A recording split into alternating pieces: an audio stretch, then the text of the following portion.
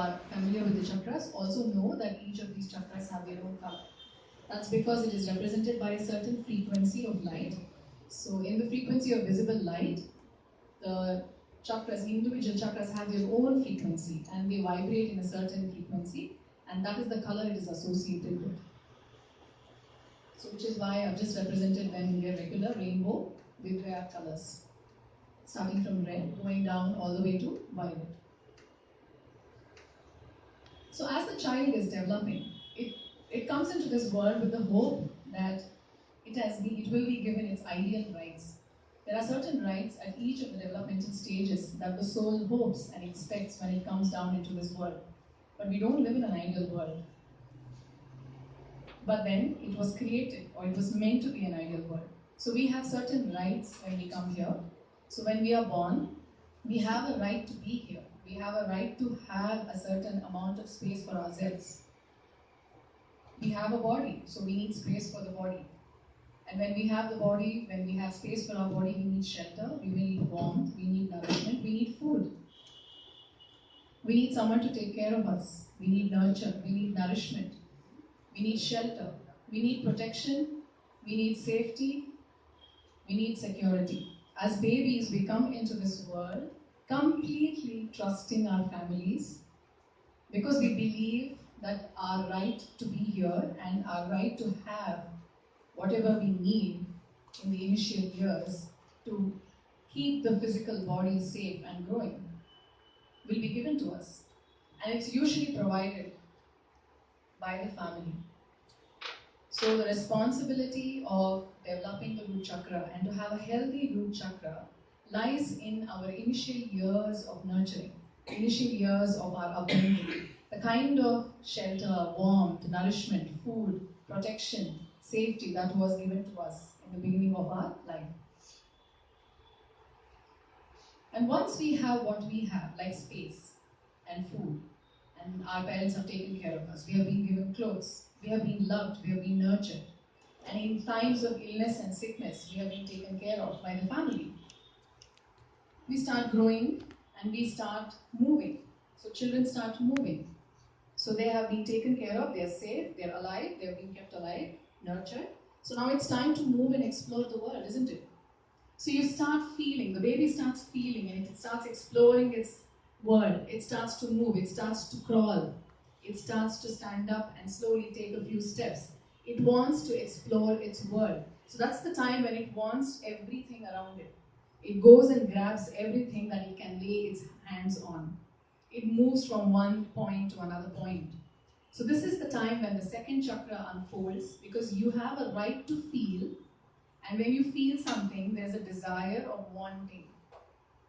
You want pleasure, so you move towards things that give you pleasure. Then you also experience pain, you move away from pain. So there is movement, there is fluidity, there is change, there is movement towards pleasure, there is movement away from pain. So you're essentially executing as an infant your right to feel, your right to want something, and you become demanding too. So you put up a tantrum, you demand that you want this right away. So you're developing your second chakra, it's unfolding on its own. Evolutionarily, developmentally, it's happening on its own. So that is your initial second right to feel and to want.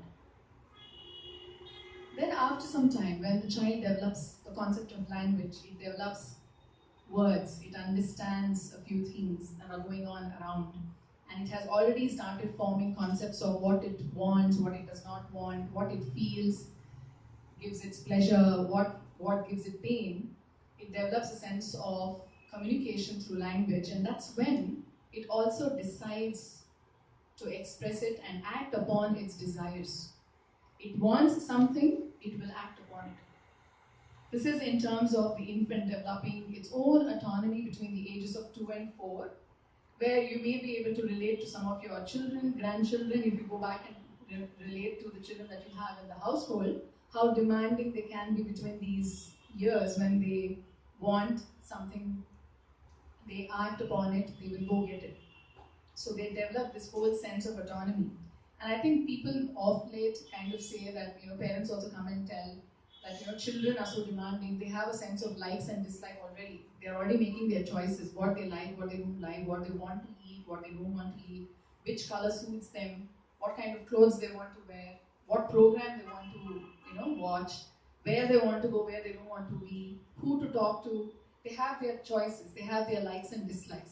This is the age when they start exerting their autonomy, because they develop this right to act upon their wishes, upon their desires. And after this stage, when you develop an autonomy, when you develop a sense of, okay, I have a right to act upon my will, upon my desire, upon my wishes, you somewhere start developing relationships with people depending on the response that the world gives you.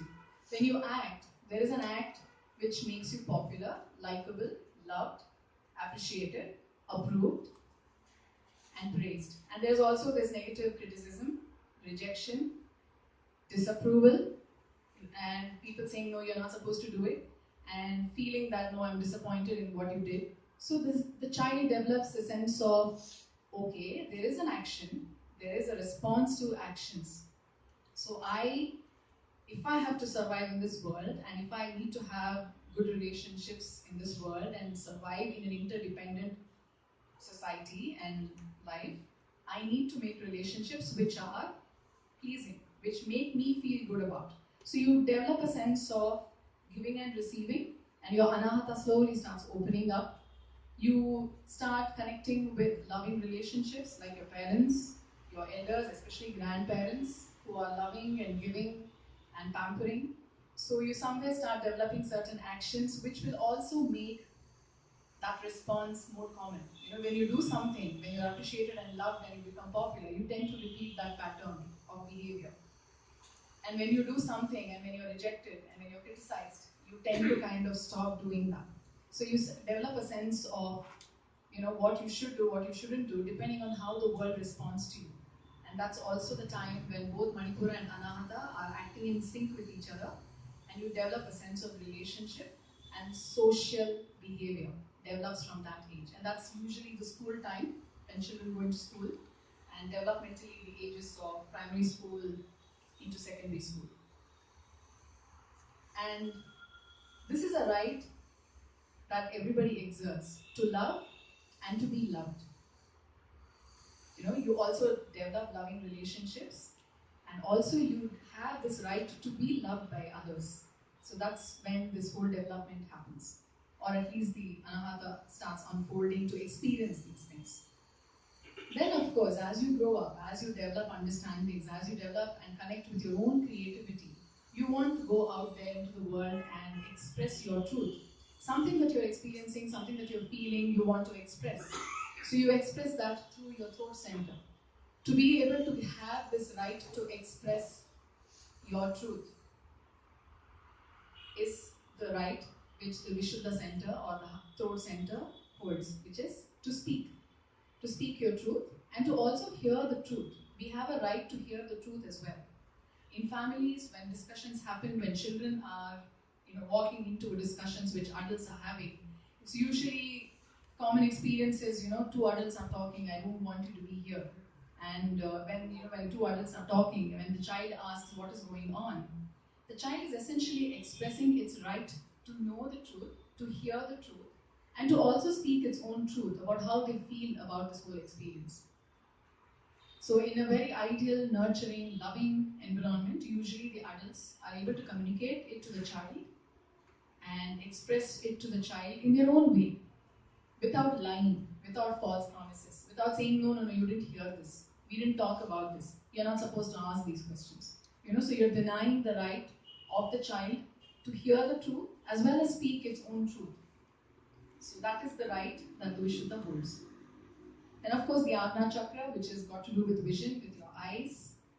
You have a right to see the truth and perceive the truth. And once you start seeing the truth of the world, once you start seeing concepts through the images, the kind of colors that you see and the things that happen in front of your eyes, you start forming your own understanding of how the world is. Through your Ajna Chakra, you develop a sense of discrimination, you develop a sense of perception, you develop a sense of what you see, and you develop a sense of the truth that you see outside of yourself.